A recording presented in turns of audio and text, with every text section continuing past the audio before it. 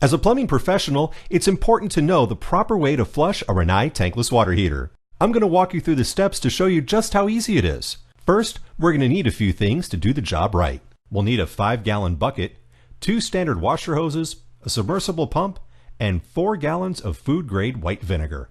Once you have all your materials, you'll want to make sure the unit is disconnected from power. The last thing you need is to have the water heater firing up while you're circulating vinegar through it.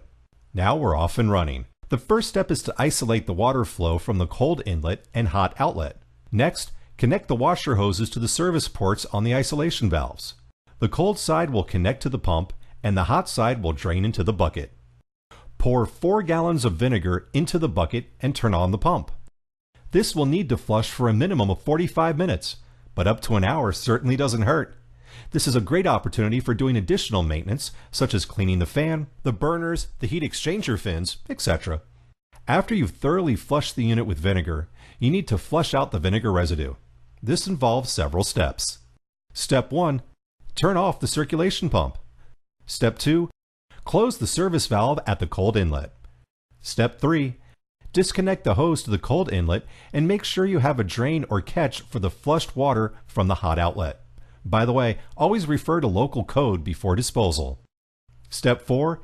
Now you're ready to open the cold isolation valve and let fresh water run through the unit for a minute or two.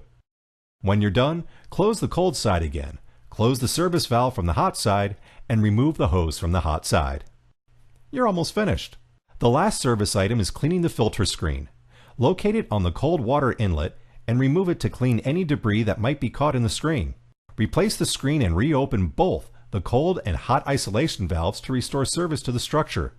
Of course, you'll want to double check that the service ports are closed, so you don't end up with water everywhere.